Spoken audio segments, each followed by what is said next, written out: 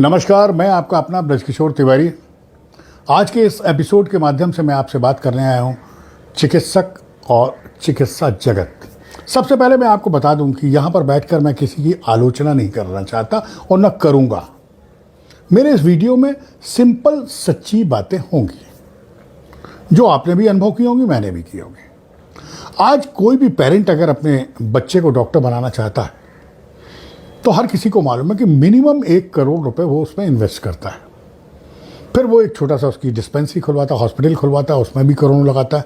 जब वो 5 करोड़ रुपए अपने बच्चे पे 5 साल में खर्च करता है तो पेरेंट चाहता है कि मेरा बच्चा मैक्सिमम अर्निंग करे। उस मैक्सिमम अर्निंग के चक्कर में जो चिकित्सक है वो अपना धर्म भूल जाता है।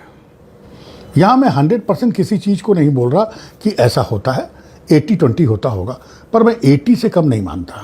मेरी जिंदगी का अनुभव है कि जब भी आप किसी चिकित्सक के पास जाते हैं तो वो आपको ऐसी दवाइयां देता है जो 3-4 दिन तक आपके पास चले और 2-3 विजिट आप उसका करें ताकि उसको उसकी फीस जो 800 रुपये, 1200 रुपये या 2000 रुपये वो मिलती रहे। मैं बॉम्बे के एक ऐसे चिकित्सक के बारे में भी आपको बता सकता हूं जिनका नाम है डॉक्टर खान।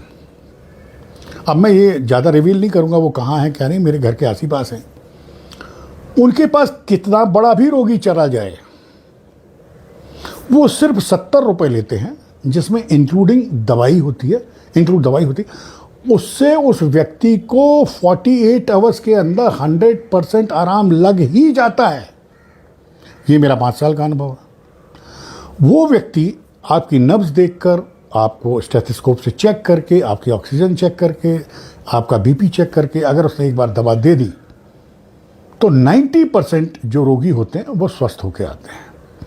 वहीं वहाँ से 4 कदम दूर अगर आप एक हॉस्पिटल में चले जाएं तो वहाँ डॉक्टर आपको देखने के ही 1200 रुपये पहले रखवाता है। आजकल ये तो कॉमन छोटे शहरों में भी हो गया, कोई बड़ी बात नहीं है।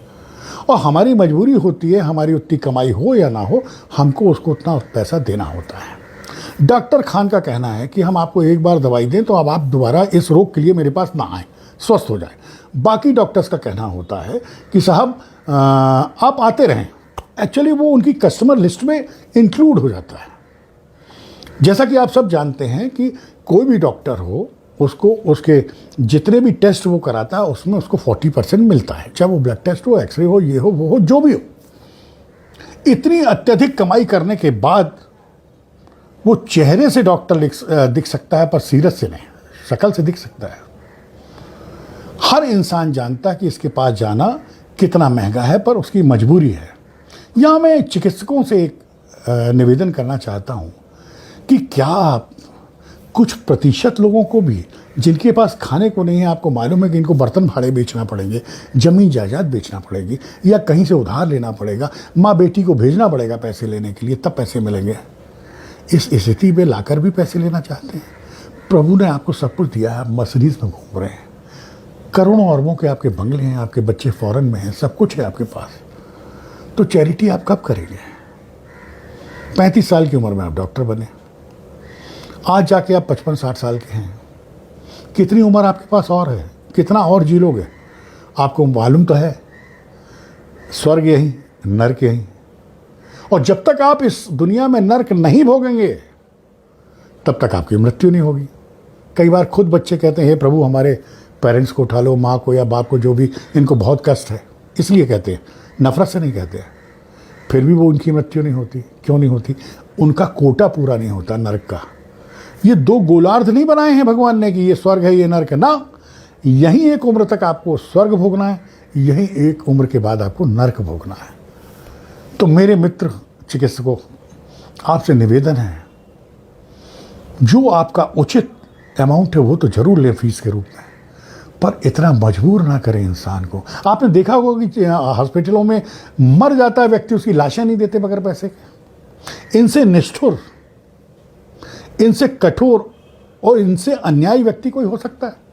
अरे साहब, अपने यहाँ पड़ोस में अगर कोई मर जाए तो अपन लोग खाना बना के ले जाते हैं उनके, अरे भाई बाद में ले लेंगे, अभी सब जो जलाने लाने का खर्चा हम दे देते हैं, उनके बच्चे होश में नहीं। अपन ये सब करते हैं कि नहीं करते हैं? पर क्या आप एक चिकित्सक से ये होप कर सकते हैं कि आपका पेशेंट मर गया और वो आपसे 2 मिनट अच्छे से भी बात कर ले? Sorry sir. यहां पर मुझे दुख है इस चिकित्सा क्षेत्र से कि हर डॉक्टर लगभग 90% बनिया हो गए। ये उधार दे के वसूलने वाले जो होते हैं ना, वो जो लोग घूमते हैं, नाम क्या बोले, गुंडे उंडे टाइप के, ये उस टाइप के सोफिस्टिकेटेड गुंडे हैं। बस आप इनके चंगुल में एक बार फंस जाएं। अगर भगवान आपको नहीं बुलाना चाहता तो भी बुला लेगा। तो मैं यहाँ पे बस यही कहना चाहूँगा, चिकित्सा क्षेत्र का मेरा बहुत बुरा अनुभव है। हाँ, 10 से 20% डॉक्टर्स आज भी मानवता को साथ में लेकर चल रहे हैं और वैसे ही जी रहे हैं। जान लगा देते हैं कि ये बचना पहले चाहिए, पैसा देख लेंगे, मिला नहीं मिला, अच्छा ठीक है, जो है आपके पास दे दीजिए, बाद में देखा जाएगा। ऐसे लोग भी हैं और इनके घर में संस्कार पल रहे हैं। आल औलाद संस्कारी है। बाकियों के घर में झांक के देखिए साहब, उनकी बेटी और बेटे को उनकी हराम की कमाई उन बच्चों के चेहरे पर परिलक्षित होती हुई आपको दिख जाएगी। ये दुख भरा एपिसोड है। ये मैं अपने जीवन की सच्चाई आपसे बांट रहा हूँ, किसी को ज्ञान नहीं दे रहा हूँ, किसी को बुरा नहीं कह रहा हूँ। अगर किसी को हर्ट होता है तो मैं माफ़ी मांगता हूँ। माफ़ी इसलिए नहीं मांग रहा कि मैं आपकी ये कानूनी दांव पैच और इनसे डरता हूँ ना, इंसानियत के नाते मांग रहा हूँ। बाकी आप क्या हैं आप खुद जानते हैं। थोड़ा सा मानवता ले आइए, आम जनता और इस दुनिया के लिए भी जीना शुरू कीजिए। मृत्यु आपकी भी होगी, उस समय कोई और डॉक्टर आपको दवा दे रहा होगा और आप जानेंगे कि वो आपको लूट रहा है। नमस्कार।